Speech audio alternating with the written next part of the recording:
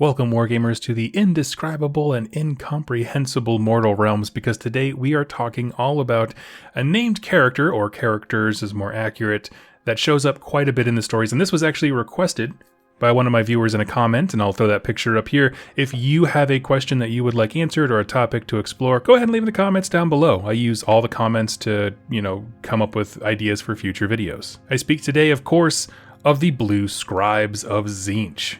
Again, one war scroll, so I might say character singular, but it is two different characters that ride atop a Disc of Tzeentch. Now, if you like this video and you're looking to get a Blue Scribe of your own, please consider using the affiliate link in the description down below, as Noble Knight Games is a fantastic seller here in the US, with discounts on all Games Workshop products and tons of other games as well. And using that code goes a long way to supporting me, my wife, this channel, all of it. So thank you so much to everyone who's used it before. So let's get into the Blue Scribes. Who are they? What are they? All these kinds of things. Well, understand this. When it comes to demons and the lore behind them, things are a wee bit murky. And I say murky because why they exist or when they came into existence are answers that don't really exist. For example, the mythos surrounding the Blue Scribes is that at one point in time, Tzeentch was completely ascendant, and all three of his other brothers, meaning, Khorne, Nurgle, and Slaanesh, were just in awe of his power. Whether that happened, I don't know. Maybe, maybe not. But anyway, the story goes that the three of them conspired to bring Tzeentch down, and in doing so, shattered his power, and the spells and arcane power was shattered and spread all across existence, and that's what brought magic to the mortal realms, or reality. Again, it's a mythos. We don't actually know if that's true. It's not giving us a firm explanation of magic in the setting. It's just part of this thing. Now, at this point within their story, Tzeentch has a problem. One, he's no longer on top. But if he wants to get back on top, he has to reclaim all these little spells and incantations that were shattered and spread across existence. But he doesn't want to trust a Lord of Change to do it. We know from characters like Skarbrand that those highest level of demons, the great unclean ones, the Lords of Change, bloodthirsters, all that, they really do have their own personality and, more importantly, their own ambitions. And so, giving them the opportunity to hunt for more and more power, the same power that made Tzeentch a deity of the highest level in the first place, simply is not an option. So we're not going to task our Lords of Change with finding this. Who can we get? Well, I think that Tzeentch came up with a quite clever solution. How do you make a servant that's a part of yourself, which is by nature duplicitous, scheming, all these kinds of things, but how do you make a servant that you can trust? The answer is you don't. You make two servants that you don't trust, and they don't trust each other, but they do the job anyway. Enter the Blue Scribes. Their job collectively is to go around the realms and just hunt for pieces of arcane legend and power. Now you may be wondering, why are they blue horrors? Typically, when a pink horror itself doesn't have a whole lot of a mind, right? Unless you become a herald of Tzeentch, you don't have much of an identity. You're just kind of a foot soldier. And when you cut a pink horror in half and you get the two blue horrors, which is typically how they come about, they have even less personality. Although, the blue horrors are quite surly towards one another in pretty much everything. Well, so what Tzeentch did was he created two blue horrors that are just as surly and just as cranky, but he gave them like a herald's level of intelligence, right? They do think way more than other blue horrors, maybe even than many other pink horrors.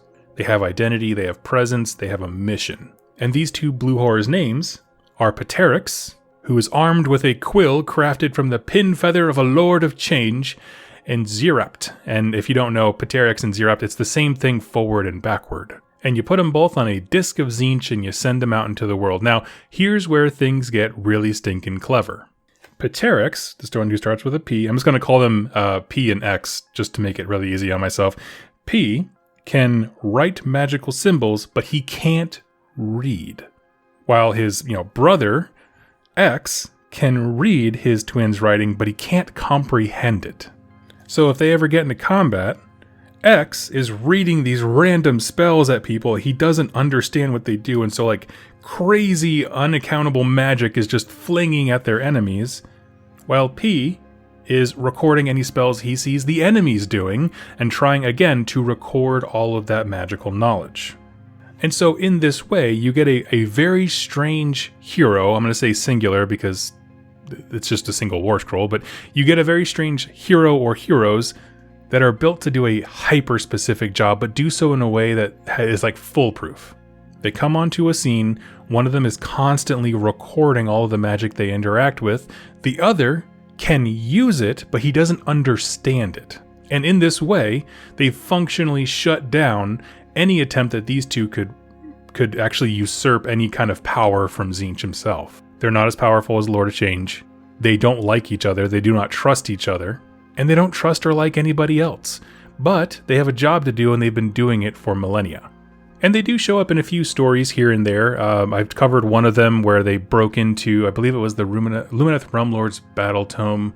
They were flying in the sky and like reopening tears into the realm of chaos that existed in the realms. Basically just, again, looking for magic in every nook and cranny of existence. And even though they have the hero keyword, they don't feel like heroes, you know? They feel like an ancillary thing that you bring along because you might be encountering magic, or maybe they can commandeer an army to go hunt in a direction. You know, the power structure with Tzeentch stuff is always, I think, very intentionally murky. But somehow they end up, you know, going along with these just war bands going across the realms. Again, they're looking for magic that they could never use. They are the perfect library. They're just collecting information. And yes, they can use it as a defensive way, but it's so unpredictable because, again, X, who reads the spells, has no idea what he's reading. He's just as likely to pick up a piece of paper that tells him how to shoot a fireball as he is to turn someone into metal, or purify water, or, you know, whatever. Which is such a fun idea.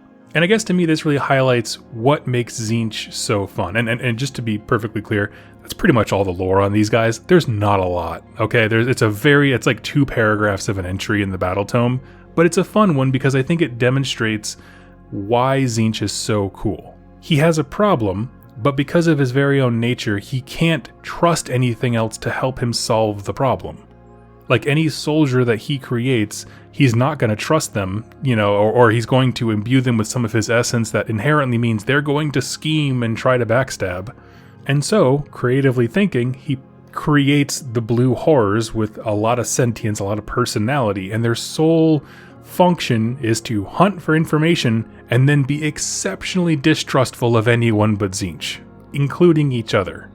And though, you know, the macro scale of this is entire cults of Tzeentch, you know, unwittingly sabotaging each other's plans because, you know, each of the leader of those cults has their own grand vision of how they are the perfect servant of Tzeentch and the other person is an idiot, that kind of stuff. But this is the micro of that, of just 2 dudes riding Disc of Tzeentch who flippin' hate each other.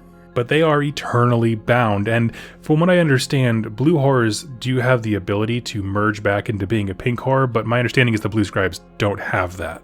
And, you know, and that's totally fine lore-wise, I'm cool with that. Tzeentch crafted them personally, he can craft them however he wants. He chose to make them utterly diminutive in size, right? The blue horrors are like the smallest that you can go without being useless, because if they put brimstones, they would have set the paper on fire. And they kind of fall into this interesting place lore-wise where, you know, they are inherently not necessarily the most compelling character. It's 2 book nerds on a disc, right? I mean, you don't want them in combat. They're pretty good at magic. They're really cool. But I think in terms of lore, I think they really just add a lot more to Tzeentch, period. Like, as a whole, because it just demonstrates this is how he solves problems. And it's a weird solution. Everything is paradoxical. It's all stabbing itself in the back. You know, like I said, these guys hate each other. All blue horrors hate each other and everyone else. So he chose them. And I like that. It's kind of the same thing to me as like Beasts of Nurgle are to Nurgle. Like, there's just this kind of dark, nasty side, but then also this jovial, happy thing. They're basically puppies in mind and spirit, and they're put inside horrific giant slug bodies. This is the same. It's so representative of the deity who made them, more so than normal blue horrors or pink horrors or heralds or anything like that, that it's just so interesting. And if you have a story that features the Blue Scribes that you would, like discussed or whatever, go ahead and throw it in the comments down below. Like I said, I did that one from the Lumineth Realm Lord's battletome forever ago. They were in the skies, and it was the first introduction to some of the wind-based units that we have now. It's cool stuff, and so if you have a story you'd like mentioned or just any topic, go ahead and leave in the comments down below and I will pick it up for future content. Thank you all so much for watching and listening, and I'll catch you in my next video. Happy wargaming.